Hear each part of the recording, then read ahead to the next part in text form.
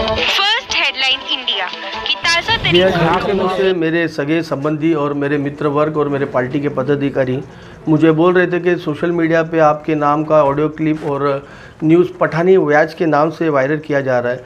इसलिए मैंने सोचा कि शायद कोई बेअक्ल इंसान बिना मतलब बिना स्वार्थ अगर मुझे कोई टारगेट करना चाहता है तो शायद एक दिन बोल के छोड़ दिया रहेगा, लेकिन वारंवार पार्ट 1 पार्ट 2 के माध्यम से वो मेंटली टॉर्चर करने की कोशिश कर रहा है, कहाँ ना कहाँ हमारी छवि को ख़राब करने की कोशिश कर रहा है।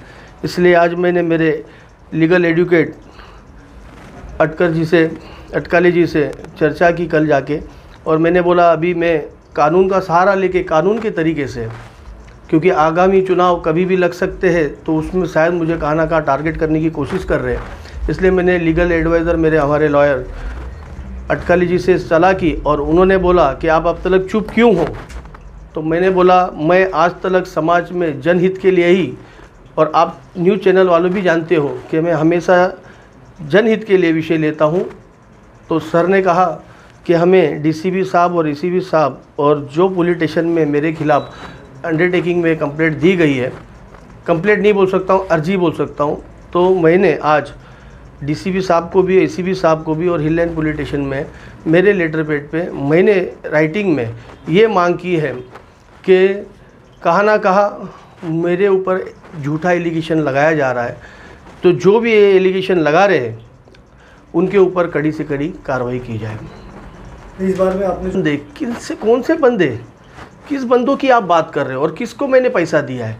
देखो कहाँ ना कहाँ घरेलू रिलेशन रहते हैं किसी के साथ, ज़रूरी नहीं खून के ही रिलेशन रहे, कहाँ ना कहाँ दोस्ती यारी भी रहती है, कहाँ ना कहाँ एक तालमेल रहता है इंसानियत का। आज एक पॉलिटिशियन व्यक्ति के पास गरीब से गरीब भी आता है मदद के लिए, कभी हॉस्पिटल की प्रॉब्लम हुई, सर हम एक डॉक्टर इलाज नहीं कर रहा है, इसे आप लोग ने भी देखा है कि हमने वहाँ पर उनको न्याय दिलाया है। अगर मैंने किसी बंदे को जो मुझे बचपन से जानता है, वो बच्चे को अगर मैंने उसको बिजनेस करने को अगर कुछ हेल्प की है निस्वार्थ, तो क्या ये गलत है? आपने वो क्लिप वायरल हुई उसमें आपने कुछ देखिए वो क्लिप कहाँ ना कहाँ मिसयूज़ की गई है, क्योंकि जो बंदे को मैंने पैसा दिया वो बंदा मेरे मोहल्ले में रहता है, मेरे क्षेत्र में रहता है, और उस बंदे को मैंने इसलिए चाइनीज़ का होटल खोलने के लिए 25,000 रुपीज़ दिया था, क्योंकि उसको डिपॉजिट देने के लिए पेमेंट नहीं था, तो मैंने उसको वो हेल्प की थी।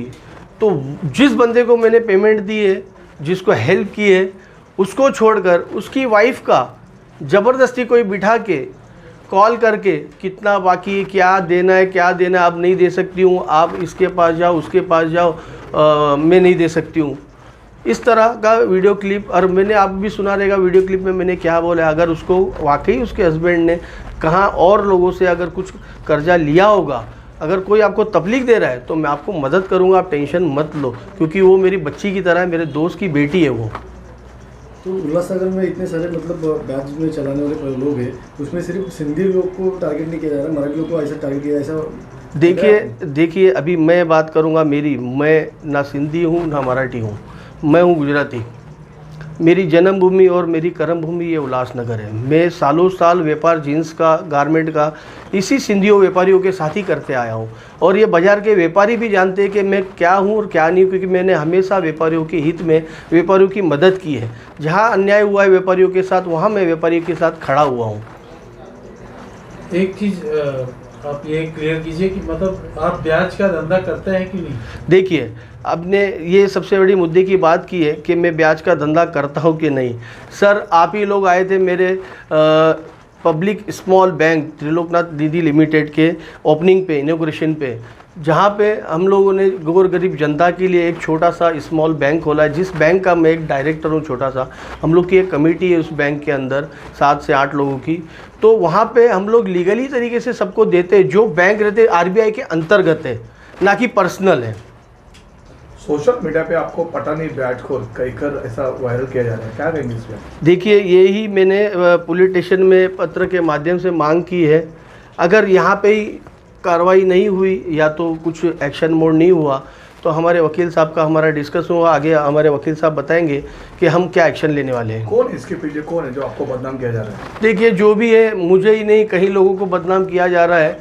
लेकिन मैंने पहल की है आपके मीडिया के माध्यम से सामने आके आज 4 से 5 दिन के बाद, इसलिए क्योंकि मुझे भी मेरे बच्चों को कॉलेज में, स्कूल में उनके पेरेंट्स, उनके बच्चे पूछ रहे अरे पापा का ऐसा चल रहा है, पापा का वैसा चल रहा है। तो मैं आने वाले समय में कोर्ट में भी जाने वाला हूं और मुझे न्याय व्यवस्था के ऊपर, पुलिस प्रशासन के ऊपर पूरा भरोसा है कि वो मुझे न्याय देगी। नहीं तो फिर एक्शन मोड पे कैसा होगा, या मुझे या मेरे परिवार को कहाँ कुछ धोखा हुआ तो उसका जवाबदार जो पोपट बोल रहा है वही रहेगा। ये देखिए, जो पीयूष वाघेला सर है, राष्ट्रवादी कांग्रेस के अध्यक्ष अंबरनाथ विधानसभा 140 के, इनके खिलाफ झूठी तकरार दाखिल हुई है हिल लाइन पुलिस स्टेशन के अंतर्गत। वो उनके खिलाफ हम लोगों ने आज डीसीपी, एसीपी और हिल लाइन पुलिस स्टेशन में राष्ट्रवादी कांग्रेस के उनके लेटर पैड पे ये कंप्लेंट फाइल की है और देखते हैं हम लोग को पुलिस क्या सहयोग करती है।